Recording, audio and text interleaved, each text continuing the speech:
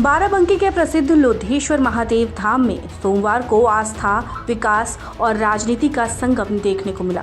मुख्यमंत्री योगी आदित्यनाथ ने बाबा लोधेश्वर का विधिवत अभिषेक और पूजा अर्चना कर प्रदेश की सुख समृद्धि की कामना की।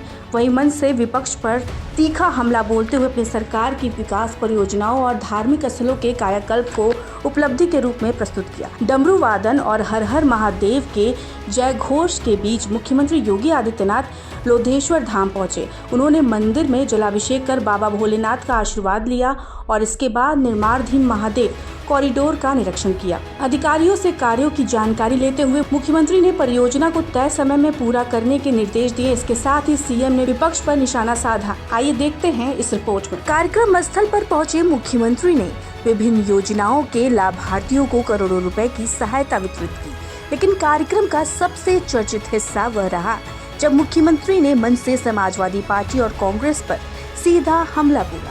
मुख्यमंत्री ने कहा कि पिछली सरकारों में जो धनराशि कब्रिस्तानों के निर्माण में खर्च होती थी, आज वही पैसा धार्मिक और सांस्कृतिक धरोहर के विकास में लगाया जा रहा है। उन्होंने कहा कि लोधेश्वर महादेव धाम को काशी विश्वनाथ कॉरिडोर की तर्ज पर विकसित किया जा रहा है और श्रद्धालुओं को बेहतर सुविधाएं उपलब्ध कराई जाएंगी। ये जो पैसा पे डकैती डाल रहे थे, पैसा क्या कोई सिपाही घराने का पैसा है क्या?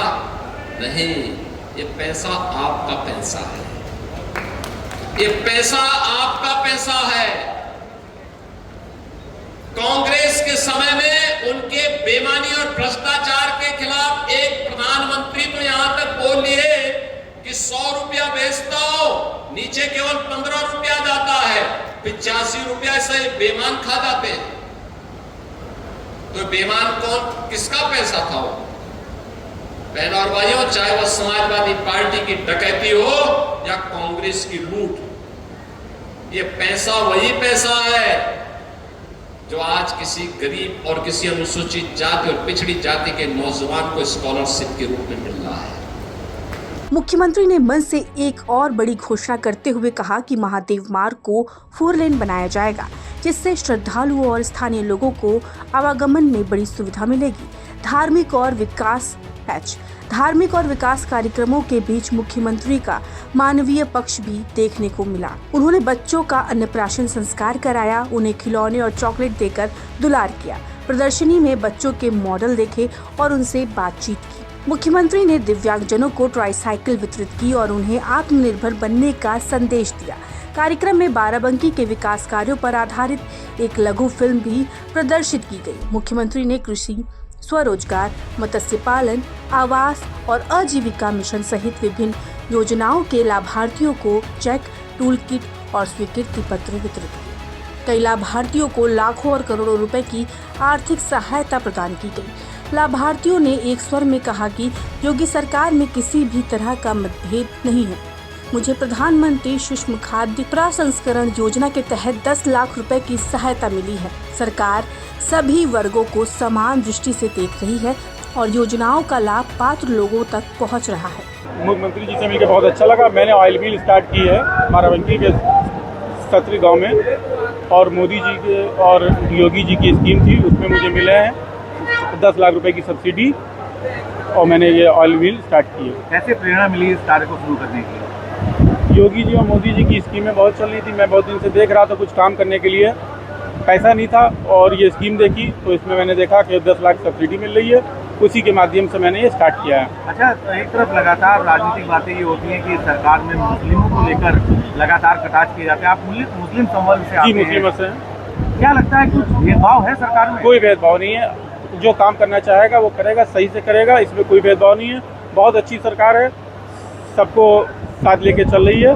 सबका साथ सबका विकास मोदी जी का नारा ही है, उसी हिसाब से मुझे मिला है। आज मुख्यमंत्री के हाथों से 3 करोड़ रुपए से ज़्यादा की सौगात आप लोगों को मिली है, क्या महसूस कर रही हैं, क्या कहना चाहेंगी? बहुत अच्छा लग रहा है हम लोगों को, और ये मतलब सौगात मिली हम लोगों को, इससे हम लोग बहुत आगे बढ़ रहे हैं।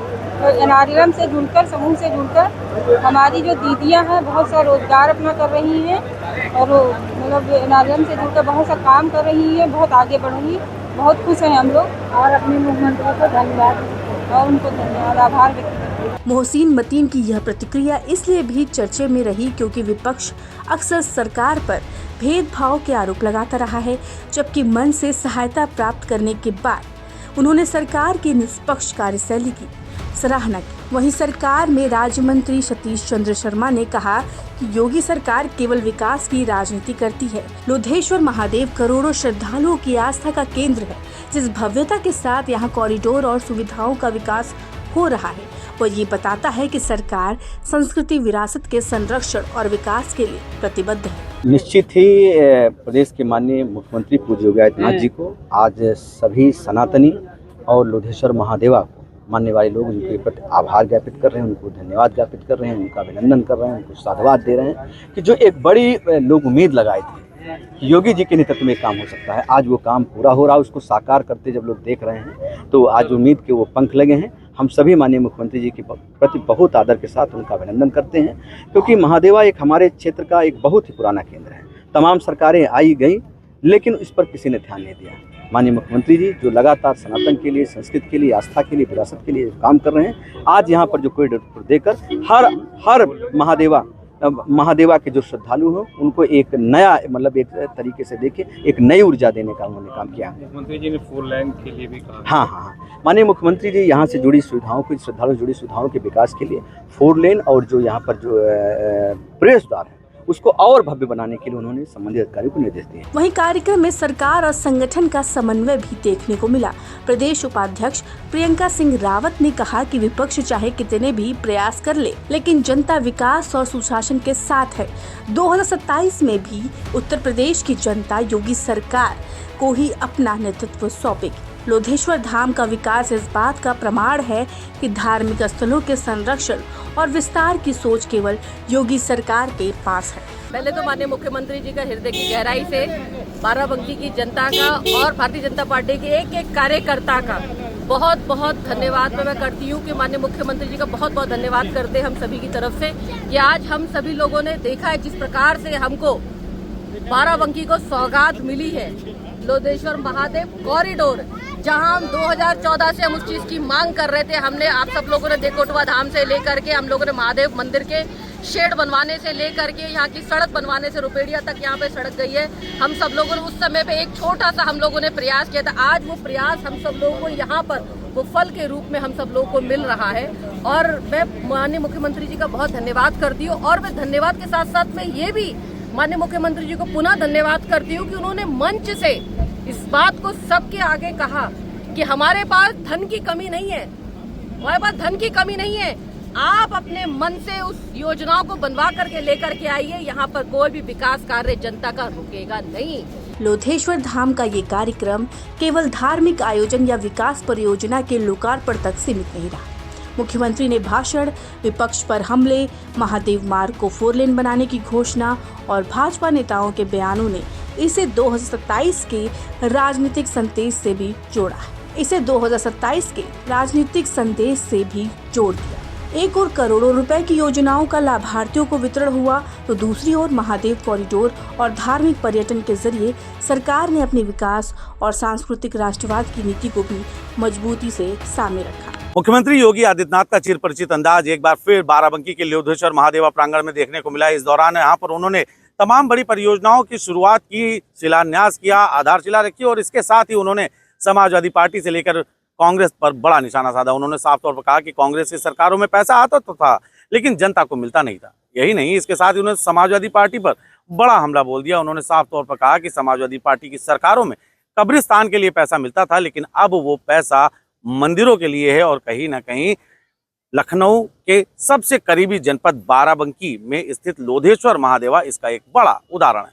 मुख्यमंत्री योगी आदित्यनाथ ने कहा कि काशी विश्वनाथ की तर्ज पर यहाँ पर लोधेश्वर महादेवा का निर्माण कराया जाएगा और इसके लिए सभी तैयारियां पूरी कर ली गई हैं। बजट भी आवंटित कर दिया गया है और उसके साथ ही उन्होंने एक बड़ी सौगात और भी दी। लोधेश्वर महादेवा परिसर के ठीक सामने वाली सड़क को उन्होंने 4 लेन करने का प्रस्ताव जल्द से जल्द मांगा है ताकि लोगों को सुगम दर्शन करने में सहायता मिल सके। सहयोगी राहुल के साथ बाराबंकी से एशियन न्यूज के लिए मैं नितेश मिश्रा।